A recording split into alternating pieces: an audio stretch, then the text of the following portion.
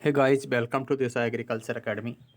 आज की वीडियो में हम पढ़ेंगे fundamental of genetics BSc AG first semester का। बहुत इंपॉर्टेंट वीडियो है। आप लोग वीडियो पर एंड तक बने रहिएगा। इस वीडियो में हम टॉप 7-8 सवाल पर चर्चा करेंगे जो कि इम्पॉर्टेंट होंगे, एग्जाम में कई बार आए होंगे। उन प्रश्नों पर चर्चा करेंगे। बता दें आप सभी को, बीएससी एजी फर्स्ट सेमेस्टर के व्हाट्सएप ग्रुप का लिंक डिस्क्रिप्शन में गिवन है। लिंक पर क्लिक करके आप हमारे व्हाट्सएप ग्रुप को ज्वाइन कर लीजिए। सो गाइज, यहाँ पे क्वेश्चंस की बात करेंगे। जेनेटिक्स यानी जेनेटिक्स क्या है, उसकी डेफिनेशन क्या है। तो सीधी सी परिभाषा इसकी है, genetics is the science of heredity and variation. Genetics is the science of heredity and variation, यानी जो जेनेटिक्स है वो हेरिडिटी और वेरिएशन का विज्ञान है। कुल मिला के हिंदी में परिभाषा देख लीजिएगा। अनुवांशिकी किसको बोलेंगे? तो अनुवांशिकी आनुवांशिकता एवं भिन्नता का विज्ञान है। ये काफ़ी अच्छी डेफिनेशन है, इसे आप याद कर लेना, ठीक है ना। दो टर्म यहाँ पे आए हैं, हेरिडिटी एंड वेरिएशन। तो अब हम जानेंगे कि किसको आनुवांशिकता बोलेंगे आप। ये प्रश्न एग्जाम में एक बार आ चुका है, ये प्रश्न एग्जाम में आ चुका है, इसका इंपॉर्टेंट है, इसे आप देख लीजिए, ठीक है ना। तो हेरिडिटी यानी आनुवांशिकता क्या होता है? जीनों का एक पीढ़ी से दूसरी पीढ़ी में जाना हेरिडिटी कहलाता है, यानी आनुवांशिकता। जो जीन्स होते हैं ये एक पीढ़ी से दूसरी पीढ़ी में ट्रांसफ़र हो जाते हैं। लक्षण कभी भी एक पीढ़ी से दूसरी पीढ़ी में ट्रांसफ़र नहीं होते हैं।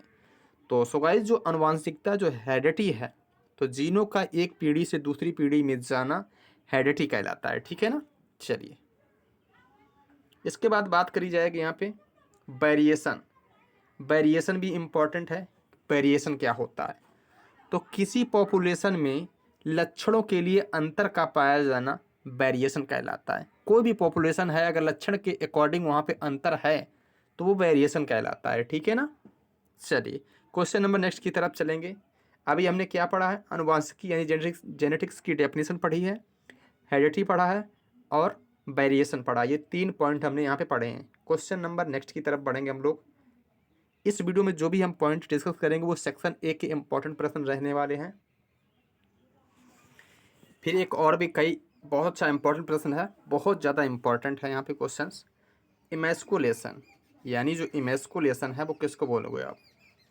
इमेस्कुलेशन, तो किसी भी पुष्प के नर भाग को हटाना क्या कहलाता है? इमेस्कुलेशन कहलाता है। इमेस्कुलेशन का प्रयोग क्यों करते हैं? क्योंकि स्वपरागण को रोकने के लिए। इमेस्कुलेशन का यूज किस लिए करते हैं? सेल्फ पॉलिनेशन को कंट्रोल करने के लिए। ये काफ़ी अच्छा प्रश्न, इसे भी आप याद कर लें, ठीक है ना।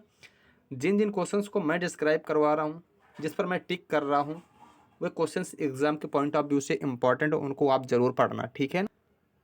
जिन क्वेश्चंस को मैं डिस्क्राइब कर रहा हूँ वो क्वेश्चंस एग्जाम के अकॉर्डिंग बहुत ज़्यादा इंपॉर्टेंट हैं। नेक्स्ट इंपॉर्टेंट ही पढ़ेंगे इसमें हम लोग। एलील, ये भी क्वेश्चंस काफ़ी इंपॉर्टेंट है। एलील किसको बोलोगे? तो जीन के एक दूसरे रूप को क्या बोलते हैं? अलील, यानी जो जीन्स होते हैं उनके एक दूसरे रूप को बोलते हैं अलील। ये भी काफ़ी अच्छा प्रश्न और इम्पॉर्टेंट है, इसे भी आप पढ़ लीजिए, ठीक है। इसके बाद में फिनोटाइप और जीनोटाइप, ये दोनों क्वेश्चंस बहुत ज़्यादा इंपॉर्टेंट हैं। किसी भी जीव की बाहरी बनावट की जो एक्सटर्नल मेकअप होता है, जो एक्सटर्नल बनावट है बाहरी, उसको क्या बोलेंगे? फिनोटाइप। कोई भी जीव है उसकी बाहरी बनावट को क्या बोलते हैं? फिनोटाइप। फिनोटाइप यानी बाहरी बनावट है तो वातावरण से वो प्रभावित होती है। जबकि जीनोटाइप क्या है? किसी भी जीव की आनुवांशिक बनावट यानी जेनेटिक मेकअप किसी भी जीव का, वो कहलाता है जीनोटाइप, और ये वातावरण से प्रभावित नहीं होती है, ठीक है ना। तो ये दोनों क्वेश्चंस इंपॉर्टेंट हैं। इसके बाद क्वालिटेटिव कैरेक्टर भी इम्पॉर्टेंट है, ये परीक्षा में आया था नेक्स्ट ईयर में कि क्वालिटेटिव कैरेक्टर्स क्या होते हैं, गुणात्मक लक्षण क्या होते हैं। ये प्रश्न परीक्षा में आया है, बहुत ज़्यादा इंपॉर्टेंट है। वे लक्षण जो एक दो या कुछ मेजर जीन्स के द्वारा नियंत्रित होते हैं उनको गुणात्मक लक्षण बोलते हैं। यानी गुणात्मक लक्षण यानी क्वालिटेटिव जो कैरेक्टर्स हो गए होते हैं वो एक या दो या फिर कुछ मेजर जीन्स के द्वारा नियंत्रित होते हैं, उनको बोलते हैं क्वालिटेटिव कैरेक्टर्स बोलते हैं। ऐसे लक्षण जो एक या फिर दो या फिर कुछ प्रमुख जीव के द्वारा या फिर कुछ प्रमुख जीन्स के द्वारा नियंत्रित होते हैं। यानी वे लक्षण जो एक दो या फिर कुछ मेजर जीन्स के द्वारा नियंत्रित होते हैं उनको क्या बोलते हैं? क्वालिटेटिव, यानी गुणात्मक लक्षण। तो गुणात्मक लक्षण जो होंगे वो एक या दो जीन्स के द्वारा नियंत्रित होते हैं, ज़्यादा जीन्स से नहीं नियंत्रित होंगे, कुछ मेजर जीन्स के द्वारा भी नियंत्रित हो सकते हैं, उसको बोलते हैं क्वालिटेटिव कैरेक्टर। इन लक्षणों को स्पष्ट रूप से दो वर्गों में विभाजित किया जा सकता है और ये लक्षण वातावरण से प्रभावित नहीं होते हैं, ध्यान रहिएगा आप। इसके बाद मात्रात्मक लक्षण क्या होता है? Quantitative character. ये भी काफ़ी इंपॉर्टेंट है, यहाँ पे लगा इंपॉर्टेंट तो आप लोग इसको पढ़ लेना, ठीक है ना। वे लक्षण जो कई जीन्स, ऐसे लक्षण जो कई जीन्स के द्वारा नियंत्रित होते हैं, जहाँ पे कई जीन्स साथ में काम करते हैं उसको बोलते हैं पॉलीजीन्स। तो वे लक्षण जो कई जीन्स के द्वारा नियंत्रित होते हैं उनको बोलते हैं मात्रात्मक लक्षण। और जो कुछ जीन के द्वारा नियंत्रित होते हैं, एक दो या कुछ मेजर जीन्स के द्वारा नियंत्रित होते हैं, उनको बोलते हैं गुणात्मक लक्षण। और मात्रात्मक लक्षण ये होते हैं कई जीन्स के द्वारा नियंत्रित होते हैं, उनको बोलते हैं मात्रात्मक लक्षण। इन लक्षणों को स्पष्ट रूप से दो वर्गों में विभाजित नहीं किया जा सकता है। ये लक्षण वातावरण से अत्यधिक प्रभावित होते हैं। तो आपको बात हमारी समझ में आ गई होगी। यानी जो मात्रात्मक लक्षण होते हैं, क्वांटिटेटिव कैरेक्टर्स होते हैं, ये लक्षण कई जीन्स के द्वारा नियंत्रित होते हैं। कई जीन्स को पॉलीजीन्स भी बोल सकते हो आप।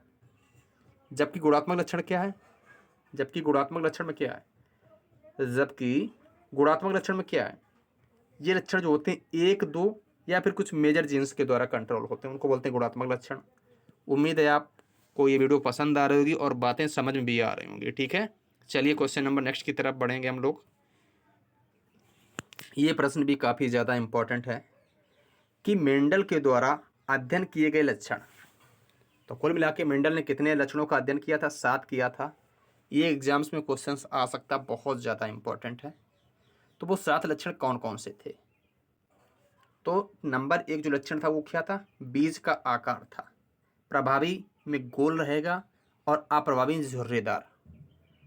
दूसरा था बीजावरण का रंग, प्रभावी में रहेगा ग्रे और यहाँ पे रहेगा सफ़ेद अप्रभावी में। बीज पत्र का रंग, प्रभावी में पीला और यहाँ पे रहेगा हरा। फली का आकार पूर्ण है, यहाँ पर घिसावदार। फली का रंग, यहाँ पे फली का रंग हरा था, यहाँ पे है पीला। ये क्वेश्चंस आ सकता है आपके एग्जाम में, बहुत ज़्यादा इंपॉर्टेंट है ये, इसे अच्छे से देख लेना आप लोग। पुष्प की स्थिति और तने की लंबाई। तो कुल मिला के मेंडल ने इतने सभी का अध्ययन अपने प्रयोग में शामिल किया था। तो कुल मिला के टोटल कितने हैं? ये 7। प्रश्न आएगा कि मेंडल के द्वारा अध्ययन किए गए कितने लक्षणों को अध्ययन किया गया? तो कुल 7 लक्षण थे। ऐसे ही टेबल बना के आपको बेहतरीन तरीके से लिख देना है। चलिए मेंडल, चलिए इसके बाद में हम बात करेंगे बैक क्रॉस के बारे में। बैक क्रॉस, टेस्ट क्रॉस, देख लीजिए इंपॉर्टेंट का चिन्ह लगा है, मतलब परीक्षा के हिसाब से बहुत ज़्यादा इंपॉर्टेंट है, इनको आप बेहतरीन तरीके से पढ़ लेना। तो बैक क्रॉस क्या होता है? जब F1 पीढ़ी का संकरण किसी भी पैतृक के साथ कराया जाता है तो उस संकरण को बैक क्रॉस बोलते हैं। सो गाइस यहाँ पे बात करी जा रही है बैक क्रॉस के बारे में। जब F1 पीढ़ी का संकरण किसी भी पैतृक के साथ कराया जाता है, यानी ये जो F1 पीढ़ी है, यहाँ पे जो क्रॉस कराया गया, एक पेरेंट लिए गए डबल आर कैपिटल, एक पेरेंट लिए गए स्मॉल आर कैपिटल, इनका क्रॉस कराया तो एक आर कैपिटल आर एक यहाँ से आएगा कि स्मॉल आर आएगा, तो F1 पीढ़ी में क्या प्राप्त हुआ? कैपिटल आर और स्मॉल आर प्राप्त हो जाएगा। तो जो F1 पीढ़ी है इसका क्रॉस अगर किसी भी पेरेंट के साथ कराओ, चाहे इस पेरेंट के साथ में चाहे इस पेरेंट के साथ में, इस कंडीशंस को ही क्या बोलते हैं? बैक क्रॉस बोलते हैं। यही परिभाषा यहाँ पे दी गई है। जब F1 पीढ़ी का संकरण किसी भी पैतृक के साथ कराया जाता है तब उस संकरण को क्या बोलते हैं? बैक क्रॉस, ठीक है ना। अब बात करेंगे हम लोग टेस्ट क्रॉस के बारे में। जब यह F1 पीढ़ी का संकरण अप्रभावी पैतृक के साथ किया जाता है उसको बोलते हैं टेस्ट क्रॉस। यानी यहाँ पे इतना अंतर है कि जब F1 पीढ़ी का क्रॉस किया अप्रभावी मीन्स जो डोमिनेंस नहीं है पेरेंट्स, उस पेरेंट के साथ में क्रॉस कराया जाता है, उस कंडीशंस को बोलते हैं क्या? Test cross. जैसे कैपिटल आर डबल है, स्मॉल आर डबल है, एक कैपिटल आर आएगा, एक स्मॉल आर आएगा। स्मॉल आर का रेड है, मान लीजिएगा जो दाने का रंग है इसका है वाइट और ये अप्रभावी है, तो यहाँ पे जो F1 पीढ़ी का क्रॉस होगा वो स्मॉल डबल आर के साथ में कराया जाएगा। तो इस कंडीशंस को बोलते हैं टेस्ट क्रॉस। तो जब F1 पीढ़ी का संकरण अप्रभावी पैतृक के साथ किया जाता है उस कंडीशंस को बोलते हैं टेस्ट क्रॉस। फिगर भी बनाना है एग्जाम्स में, ताकि इस प्रकार से अगर फिगर बना के आप समझाते हैं लिखते हैं तो फिर नंबर अच्छे मिलने की संभावना बनी रहती है। और मोनोहाइब्रिड टेस्ट क्रॉस रेशियो आपको याद कर लेना है, ठीक है ना। मेंडल के दो नियम थे, लॉ ऑफ सेग्रीगेशन था और लॉ ऑफ इंडिपेंडेंट असॉर्टमेंट, यानी ये मेंडल के दो नियम थे। तो नियम वाला क्वेश्चन भी एग्जाम में आएगा। मेंडल के नियम दो हैं, लॉ ऑफ सेग्रीगेशन और लॉ ऑफ इंडिपेंडेंट असॉर्टमेंट। ये दोनों क्वेश्चंस एग्जाम में बहुत ज़्यादा इंपॉर्टेंट हैं, इनको भी आप पढ़ के जाना। इसके बाद में ये क्वेश्चंस भी आपसे सीधा पूछा जा सकता है, जीन इंटरेक्शन। किसी जीव के किसी लक्षण के विकास में दो या दो से अधिक जीन एक दूसरे के प्रदर्शन को कई प्रकार से प्रभावित करते हैं। इस प्रोसेस को ही क्या बोलते हैं, जीन इंटरेक्शन। ये क्वेश्चंस भी इंपॉर्टेंट है, इसे आप पढ़ के जाइए। किसी भी जीव के किसी लक्षण के विकास में दो या दो से अधिक जीन एक दूसरे के प्रदर्शन को कई प्रकार से प्रभावित करते हैं, उस प्रोसेस को बोलते हैं जीन इंटरेक्शन। जीन इंटरेक्शन की जो अवधारणा थी वो बेटसन और पन्नेट ने दी थी। इनकम्प्लीट डोमिनेंस भी एग्जाम में आया है एक बार, कि इनकम्प्लीट डोमिनेंस क्या होता है। तो कभी कभी हेट्रोजाइगोट में जो फिनोटाइप प्रदर्शित करता है उसकी प्रकारता उस पैतृक से कम होती है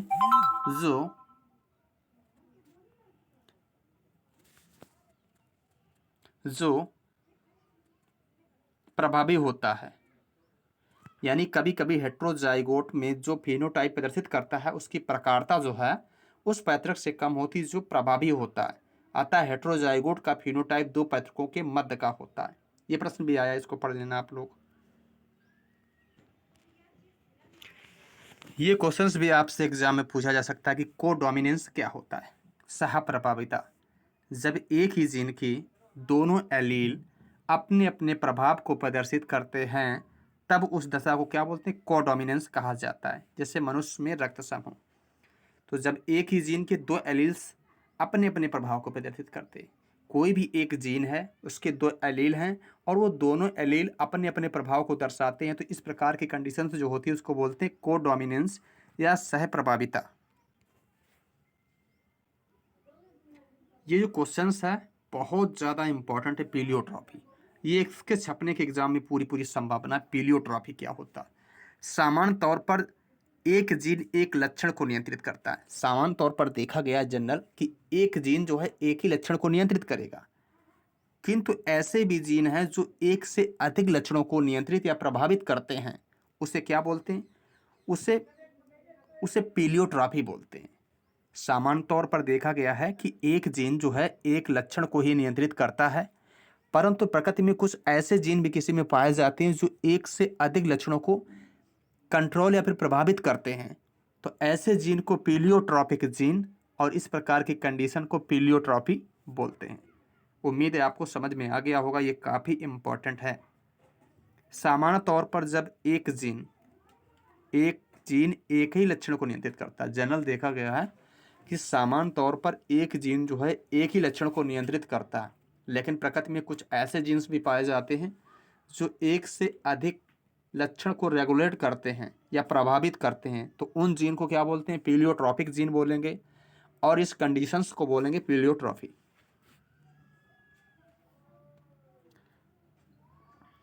एग्जाम्पल भी आप देख सकते हो, सिकल सेल एनीमिया को नियंत्रित करने वाला जीन, चौड़ी खोपड़ी, हृदय का बढ़ना, यानी जो सिकल सेल एनीमिया बीमारी इसको कंट्रोल करने वाला जीन एक से अधिक लक्षणों को नियंत्रित कर रहा है। एक तो चौड़ी खोपड़ी उसको नियंत्रित करेगा, हृदय का बढ़ रहा है वो भी करेगा, हार्ट अटैक हो रहा है उसको भी कम करेगा, कमजोरी को भी दूर करता है, शारीरिक विकास को भी कंट्रोल करता है, मानसिक तौर पर कमजोर होना, कितनी चीज़ों को नियंत्रित कर रहा है।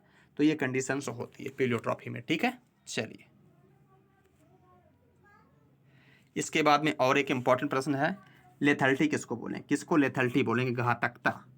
किसी जीन का एक एलील जब उपयुक्त दशा में उपस्थित होता है, कोई भी जीन का जब एक एलील उपयुक्त दशा जब फेवरेबल कंडीशन में उपस्थित होता है तब उस जीव की मृत्यु हो जाती है। इन जीनों को घातक जीन और इस स्थिति को क्या बोलते हैं? लेथेलिटी बोलते हैं, घातकता। अधिकतर जो घातक जीन होते हैं वो अप्रभावी होते हैं। ठीक है, चलिए बात करी जाएगी यहाँ पे लिंकेज के बारे में। ये प्रश्न भी एग्जाम में कई बार आया है। वंशागत के समय दो या दो से अधिक जीनों की एक साथ रहने की जो प्रवृत्ति होती है उसको बोलते हैं लिंकेज। यानी वंशागत के समय जब दो या दो से अधिक जीन एक साथ में रहते हैं तो इस प्रकार की कंडीशंस को क्या बोलते हैं? सहलग्नता यानी लिंकेज। जीनों का एक ही क्रोमोसोम पर पाया जाना, ये कहलाता है क्या? लिंकेज। जब जीन एक ही क्रोमोसोम पर पाए जाते हैं तो ये कंडीशंस होती लिंकेज के कारण।